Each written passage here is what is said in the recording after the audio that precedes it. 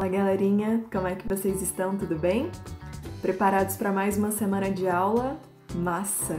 Então, hoje a gente dá continuidade às nossas aulas de interpretação textual, ok? E aí você já deve estar se perguntando o porquê dessa imagem, né? Já fala sim qual será o nosso conteúdo da aula de hoje. E nada melhor do que a gente encontrar, sim, é um quebra-cabeça. São duas peças, certo? Duas peças chaves para a gente conseguir conectar. E a gente, acima de tudo, só consegue compreender, interpretar um texto com essa base aí. O ato de eu trabalhar com a coesão e com a coerência textual se encaixando completamente. Na aula de hoje eu vou te mostrar que a gente está trabalhando com dois mundos, exatamente isso, o macro e o microestrutural. Então, nesses dois tópicos aí, um está dentro do macro e o outro está dentro do microtextual. Então, assim, um trabalha-se com a questão da amplitude, do amplo, certo? E o outro do micro, dos pequenos detalhes que nós temos na elaboração, na construção de um texto, ok? E aí você deve estar se perguntando, Valéria, mas o que é isso, né? Para que estudar a coesão e a coerência textual? E aí eu já te adianto que os principais problemas encontrados atualmente em textos, né? A gente trabalha assim com a falta de coesão e de coerência textual. E aí, acima de tudo, é comum nós encontrarmos uma vasta produção, né, em que a pessoa começa com um assunto específico e ao final do texto ela já está com outro tipo de texto, acima de tudo com literalmente um outro tema explorado no texto. Ela começa falando de um assunto e termina falando de outro. Então, assim, aí está ser incoerente, ser incoeso, e eu quero te mostrar como vai aparecer cada um desses. Você deve estar, né? Tipo, Valéria, o que é coesão? O que é coerência? Então, eu já te adianto um pouquinho. A coerência, ela se refere ao nexo entre as ideias. Nexo entre as ideias. Acontecimentos, circunstâncias. Ela é o resultado da não contradição entre as partes do texto. E acima de tudo, dessa relação com o exterior, ou seja, com o mundo. E acima de tudo, é a estratégia do texto para literalmente conseguir se encaixar pecinha por pecinha. Quando a gente trabalha essas pecinhas dentro da coerência, é a partir delas que a gente dá um sentido completo a esse texto. Então, o que seria então a coesão? A gente trabalhou muito em sala no iniciozinho do ano. A coesão é essa conexão, é uma ligação, uma harmonia entre os elementos do texto para transformá-lo em algo completamente bem produzido, que você consiga fazer a leitura e que haja compreensão disso. Então, amigo, eu já te peço, senta aí, pega as suas anotações, que a aulinha de hoje é pra vida, dica pra vida, bora? Aula número 6, hein? Texto e textualidade. Eu só vou revisar com você aqui em 3 segundos, então segura essa. Texto é algo que é tecido. Um texto é um emaranhado, ou seja, cara, cada palavra é um fiozinho que você precisa ordenar para construir uma unidade de sentido. Então, eu soltei para você aí 3 frases. Analisa comigo essas 3 frases e vê para mim se tem sentido todas elas. Menino ou comendo bonito ou está lanche. Tem sentido? Fala pra mim, tem sentido? São palavras soltas. E dentro disso, tem algum sentido? Olha de baixo. O lanche bonito está comendo o menino. Tem sentido isso daí? Olha a outra. O menino bonito está comendo o lanche. Qual das 3 tem mais sentido? Pensa um pouquinho para a nossa aula de hoje. Olha lá. Entre outras palavras, o que eu quero te mostrar? Não é texto. O jovem abriu a porta. Sabendo-se que o dólar aponta para o crescimento populacional, assim que as aulas iniciarem, o campo semântico tem sentido? São frases soltas. Isso é um texto para você? Óbvio que não. Olha do lado, o que é considerado um texto? Ou seja, um emaranhado de ideias, palavras que estejam fluindo de uma maneira natural, olha lá. Nos camarins, após o show, os integrantes da banda mostravam-se surpresos com a recepção da estreia brasileira, com um público inflamado de 10 mil... E aí, gente, continua com uma ideia o quê? Eu comecei falando de um assunto específico e terminei falando sobre o mesmo assunto. Olha isso, que maravilha! Vamos lá! Textualidade. Eu falei para você no comecinho sobre a microestrutura. Dentro da microestrutura eu vou trabalhar com o mundo da coesão. E dentro da macroestrutura eu vou trabalhar com o mundo da coerência. Então, qualquer dúvida que você tiver, vai pausando o vídeo, voltando devagarzinho e aí vai anotando tudo, importantíssimo para isso daí tudo está no seu caderno de interpretação textual. Bora lá! Passando coesão. Vamos com bastante calma. Coesão é a conexão, é a ligação, a harmonia entre os elementos de um texto. Todo mundo está cansado de saber disso. Diz respeito, então, às articulações gramaticais existentes entre o quê? Entre as palavras, as orações, as frases, os parágrafos e partes maiores de um texto que garantem a sua conexão o quê? Sequencial. Você precisa disso para que haja um entendimento maior. Tudo bem? É algo que é sequencial. Olha a palavra-chave. É uma ligação, um elo, uma harmonia do seu texto. Passando. O tipo, né? Os tipos de coesão. Referencial. Referencial. A palavra em si te remete a quê? Fazer uma referência, certo? Uma ligação. Então, o presidente foi a Portugal em visita. Em Portugal, o presidente foi homenageado. O presidente foi a Portugal em visita, lá ele foi homenageado. Amigo, qual a referência feita? Se eu analiso aquele pronomezinho ali, o ele quem foi homenageado? Eu estou fazendo uma referência a quem? Ao presidente, exatamente. Tá aí um tipo de coesão referencial, ok? Olha lá, o trabalho que eu fiz mereceu destaque? Olha o pronomezinho relativo retomando ao termo trabalho. Eu tô te mostrando que são as referências feitas. Vamos lá? Tenho dois objetivos. O primeiro é passar no vestibular, o segundo é arrumar um bom emprego. Amigo, olha lá, o primeiro e o segundo, eu estou te mostrando que são referências feitas, certo?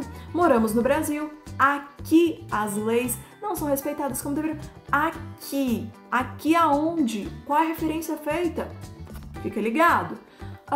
Referência esofórica. Como assim? São elementos fora do texto. Aí eu coloquei para você. A gente era pequena naquele tempo. E aquele era um tempo em que ainda se apregoavam nas ruas.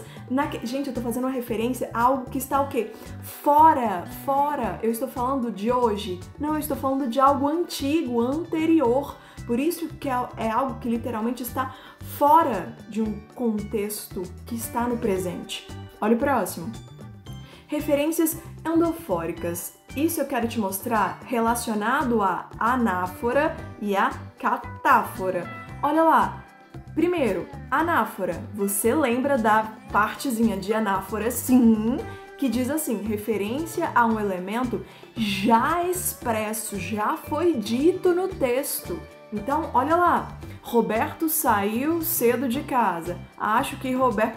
Olha quantas vezes eu voltei o termo Roberto e, acima de tudo, pronome e todas as correlações ao mesmo ser que é o Roberto, que já foi citado no texto.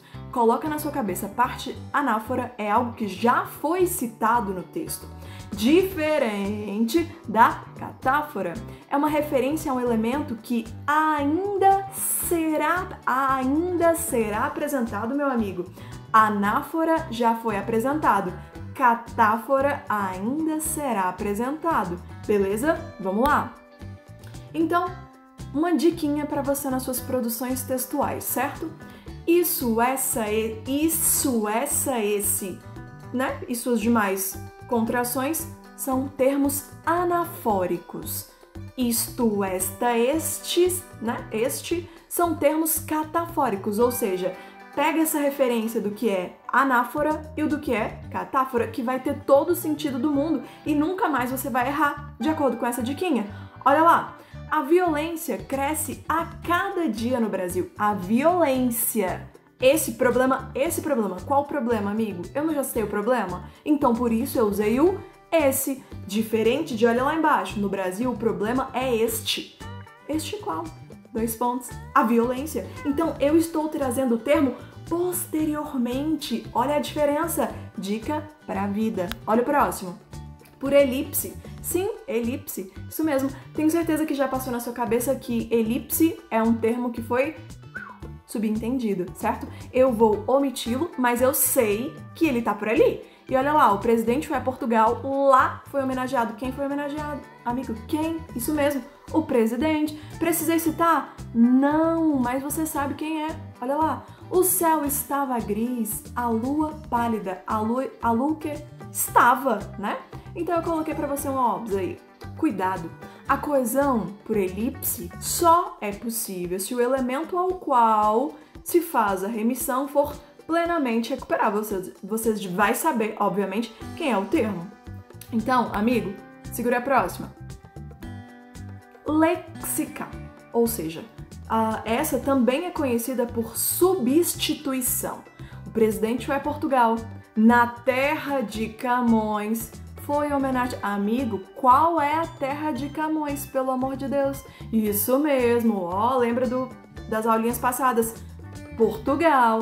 O Brasil sediou a Copa do Mundo da FIFA de 2014, mas o país do futebol não foi muito feliz. Então começa a pensar que são substituições de termos por termos populares, super conhecidos. Por conjunções. Conjunções, isso mesmo, lembra das suas aulas de português? Todas as conjunções, seja das orações coordenadas, aí você realmente vai precisar lembrar. Seja das orações coordenadas, seja das subordinadas, são elementos de coesão, explicitando cada grupo o seu sentido e, acima de tudo, as classificações dessas orações. Assim, na oração coordenada sindética aditiva, aí eu coloquei o exemplo para você, você tem a conjunçãozinha e, certo? E é uma conjunção, automaticamente, aditiva sendo ela, e cada uma vai fazendo referência à sua própria classificação, ok? Olha a observação que eu coloquei para você. A ausência de conjunção, quando ela é assindética, lembra disso? Também é um elemento de coesão, chamado de coesão por justa posição. Então, esse momentinho aqui, eu coloquei para você lá embaixo assim: o vento varria as folhas, o vento varria os frutos, o vento varria as flores.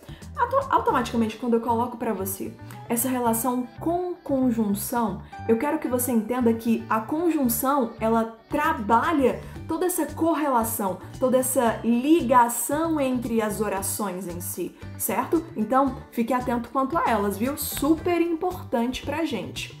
E, olha lá, coerência. A coerência é o resultado da não contradição entre as partes do texto e, acima de tudo, né, dessa relação do mundo. É um instrumento que o autor vai usar para conseguir encaixar as peças do texto e, acima de tudo, para dar sentido a ele, ok? Então, vamos lá. Quais os tipos? Deve ser o que você está pensando aí. Tipos de coerência. Você tem a coerência interna. O que seria uma coerência interna? Automaticamente é o que está dentro, mas dentro do quê, né? É a seleção e a organização das ideias no texto, ou seja, dentro do próprio texto. A organização dentro de um próprio texto. E aí, coloquei. O ser humano é naturalmente avesso a qualquer tipo de violência contra outro ser humano. Cara, ele tá fazendo uma relação entre as próprias ideias dentro do texto. Olha o próximo. A coerência com a posição do emissor. Quem é o emissor? Você tem que lembrar da aulinha anterior. Não lembrou? Pega o videozinho que vem falando exatamente sobre emissor, receptor, e você vai realmente relembrar. Algumas incoerências. Incoerências. Quando acontecem incoerências. Vamos lá. Um religioso que defende a aplicação, né, da pena de morte. Isso é incoerente. Um vegetariano que reclama do preço da carne. O vegetariano reclamando do preço. Isso é incoerente perante a situação. Um estudante que acha ruim ter que estudar. É incoerente, olha, a função dele é ser estudante, certo? E aí, olha lá, a coerência com o mundo real. A argumentação falsa é o principal problema relacionado a esse tipo de coerência. Pelo amor de Deus, quando a gente começa a pensar, então, numa coerência com o mundo real, atualmente a gente vem falando muito sobre a questão de notícias, né? De argumentações. E sim, muitas argumentações falsas. E tá aí, ó, tô te mostrando um dos maiores problemas que nós estamos passando atualmente. E aí coloquei há inúmeros fatores que contribuem para a melhoria de vida da população das grandes cidades, entre os quais estão a possibilidade de as pessoas terem acesso ao emprego com melhor remuneração e por aí vai. Pessoal, automaticamente, eu quero que você lembre de duas coisas. O que significa uma coesão e o que significa uma coerência. E eu quero que você saiba aplicar essas duas coisas. Aplicar aonde? Aplicar nas suas próprias produções. Então, primeira coisa, a coerência ela está relacionada ao quê? Literalmente ao nexo entre as ideias do seu texto. Nexo, sentido. E a coesão é a conexão, literalmente a conexão dessas suas ideias. Então, primeiro, coerência, eu trabalho com o mundo das ideias que eu preciso conectá-las. E eu conecto com quem? Com a coesão, beleza? Meus amores, eu vou ficando por aqui. Eu espero que eu tenha conseguido reavivar na sua memória o que é coesão e, acima de tudo, tentar explicar para você um pouquinho desse mundo da coerência, tá bom? Um beijo enorme pra você, até a próxima aula!